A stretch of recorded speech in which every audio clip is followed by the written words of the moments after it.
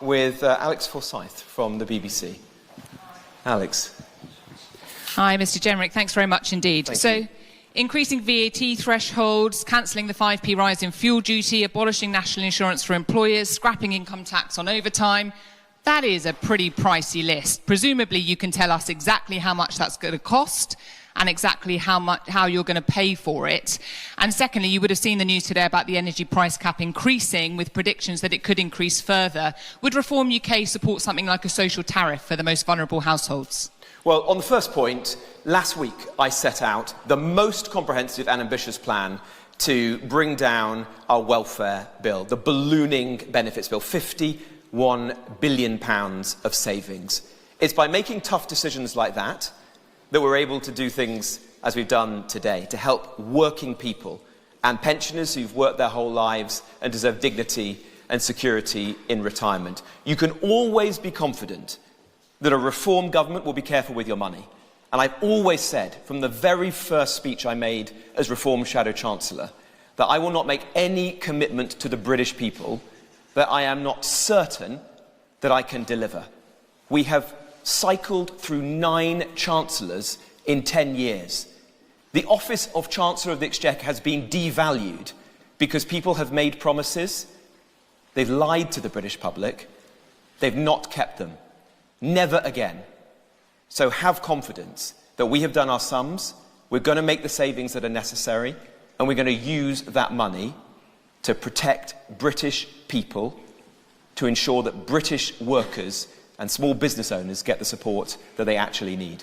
With respect to the increase in energy bills, look, this is going to be a very difficult period ahead.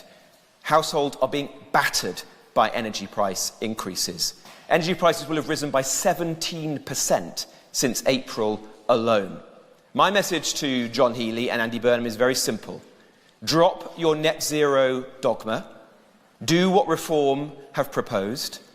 Get rid of the green taxes and levies that have been ladled onto people's energy bills by stealth. If you do that, if you take our plan that Richard Tyson and I have set out for months now, you will save the average household £200 off their energy bill. I cannot, for the life of me, understand why anyone would want to put net zero ideology above the interests of British people this winter, who are going to find life very, very tough. I've got Keith Bayes now from GB News.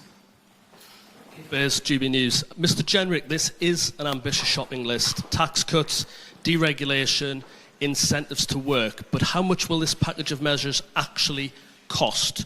Can you give me an exact figure? What exactly replaces GDPR? You say a light touch. What does that look like? And what's your evidence this will create growth rather than simply leave the Treasury with a big bill? Thank you. Look, I believe passionately that small businesses are the backbone of this country.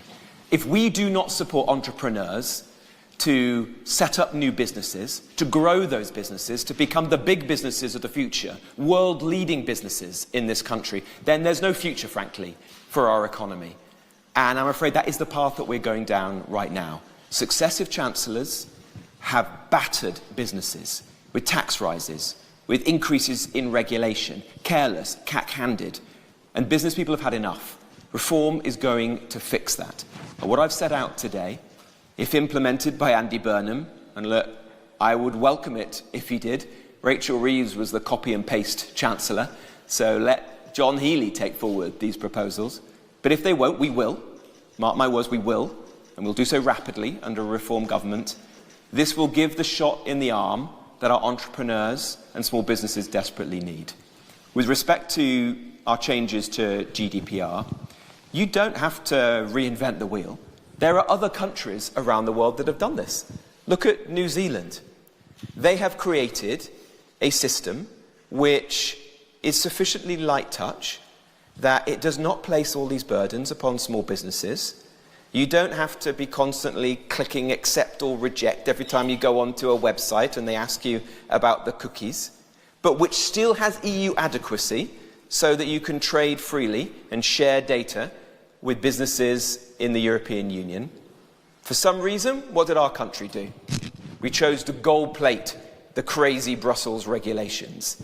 And that has been an immense cost to British businesses. Well, enough is enough. Reform is going to do things differently. That's going to be gone.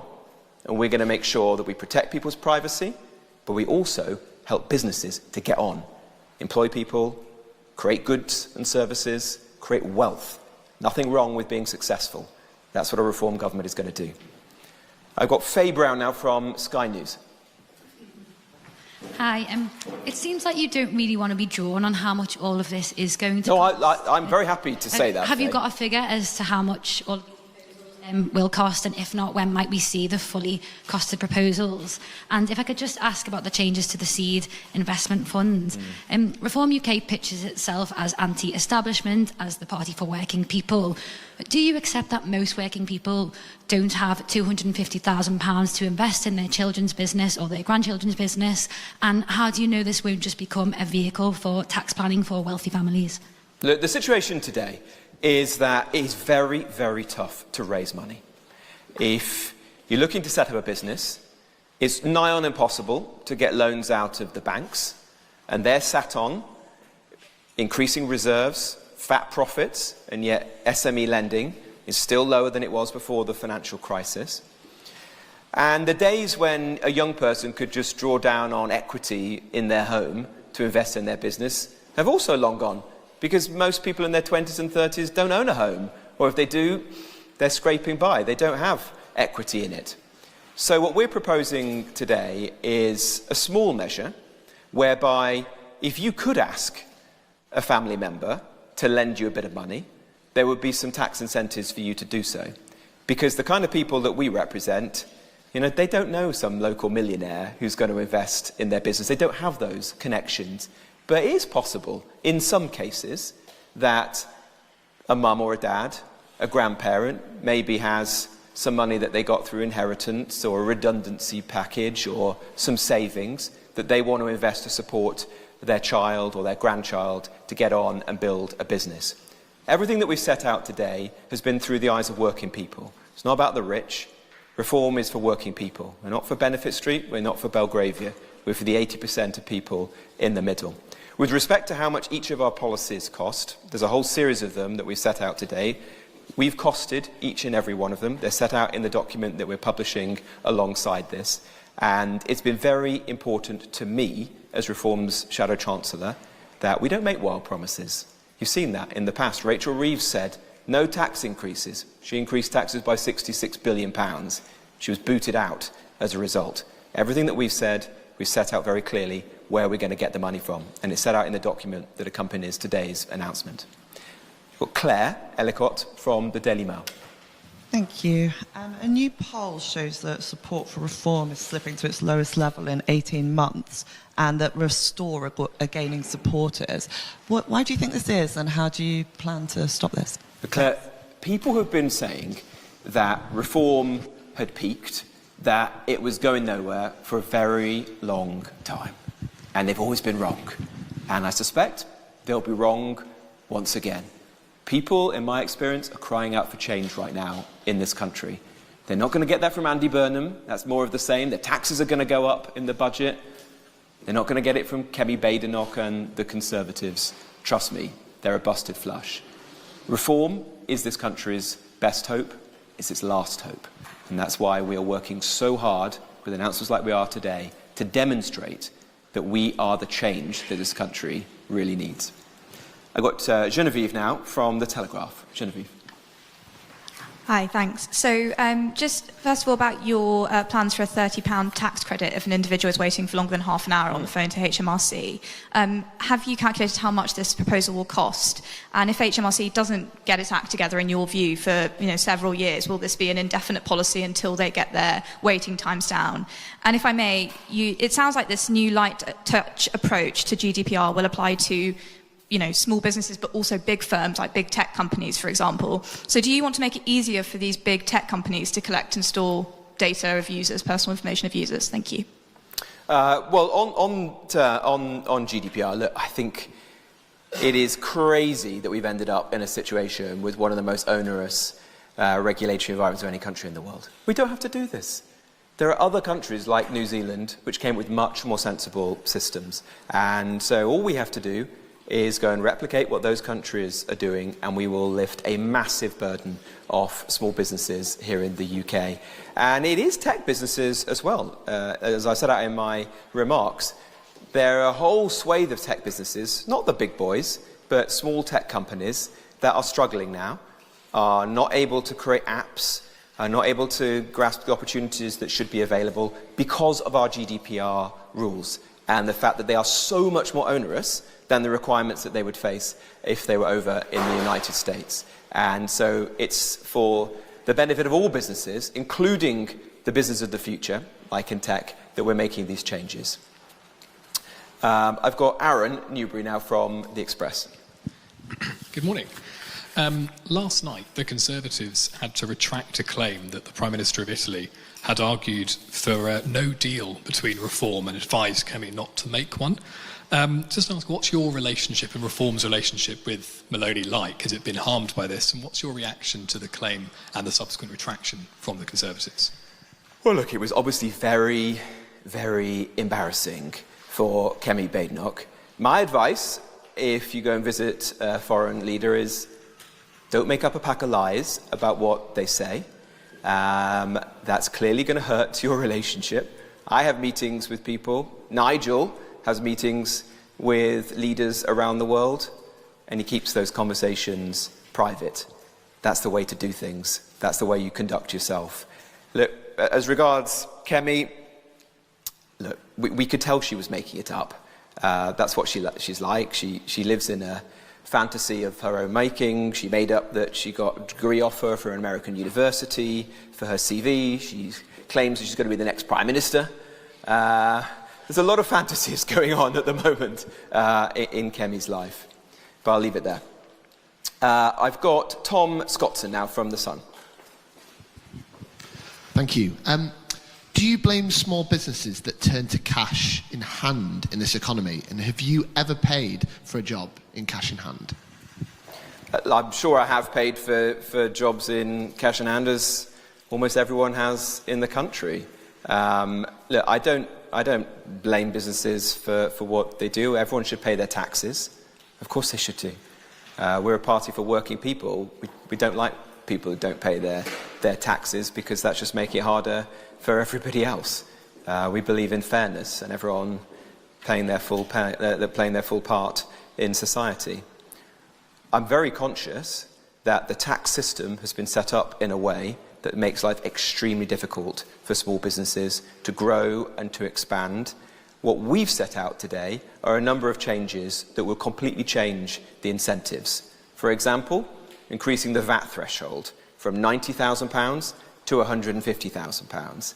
That means that if you're a business, you're doing all right, maybe you want to take on an employee, you can do so without suddenly having to worry that you're going to have to jack up your prices, make yourself uncompetitive, or fill in a whole load of admin that you've got to do to suddenly report to the taxman on your VAT. If you do sensible things like that, then you'll back the legitimate businesses, and I bet you'll also weed out some of the bad practices that you're referring to as well. I've got David Lynch now from the Press Association. Thanks, Mr. Jenrick. Yeah, David Lynch from PA. Two things from me. Firstly, this press conference, when taken with several of others over the last couple of weeks, seems to represent a broadening of Reform's policy platform. But there's several areas we've yet to hear from you in great detail. I'm thinking defence, foreign affairs, health, etc. When might we hear more from you on those issues, and when do you plan to appoint spokespeople to head up those areas of speciality? And secondly, just want to come back to something from the Clacton by-election. Reform offered to pay for the costs of that by-election. That was something the government said that couldn't be done. You've just been speaking about HMRC, being on the phone to them. Have you thought about making a voluntary tax payment sort of to pay the costs of that by-election? And if not, why not? Thank you. Well, we offered to pay for the cost of the Clacton by-election to tendering council, and they weren't able to do so. So the offer was made, but for the rules, apparently, they were not able to do so. With respect to broadening out, look, you've heard in the last fortnight from Richard Tice on housing and how we can help young British people get on the housing ladder with good quality, affordable homes. You heard from me and Richard on welfare reform, how we can bring down our absolutely ballooning welfare bill. You've heard from Zia Yusuf about how we solve the prison crisis and boot out the foreign criminals back to places where they came from or to El Salvador, so that we can free up spaces to get our own criminals into those prison places. And you heard from me today about small business. So the offer from Reform is very broad. Nigel's been clear that that's going to continue, and there will be new additions in the months ahead to our top team. But thank you very much. I've got now Maurizio from City AM. Hi, thank you. HMRC is one of the biggest government employers, and it's arguably one of the more important government departments. There's a lot of stick in the policy, but not much carrot for employees of the government. Could putting restrictions on the taxman seriously backfire over the management and oversight of public finances? And if I may, small businesses are getting a lot of the focus, but there's obviously been some recent disputes with Serco and Vodafone. Should larger businesses be warned that they will be targeted by Reform? Thanks. Well, we don't believe in crony capitalism. And if you exploit the taxpayer, like employing illegal workers, for example, then yeah, you're going to find life very, very tough under a Reform government. In fact, your executives are going to be prosecuted and they could go to jail. That's absolutely right. We believe in backing good British businesses, the ones who are employing British workers, who are paying their taxes, who are playing by the rules. If you don't do that, then yeah, life is going to be tough. That's quite right. That's what British people want to see happen.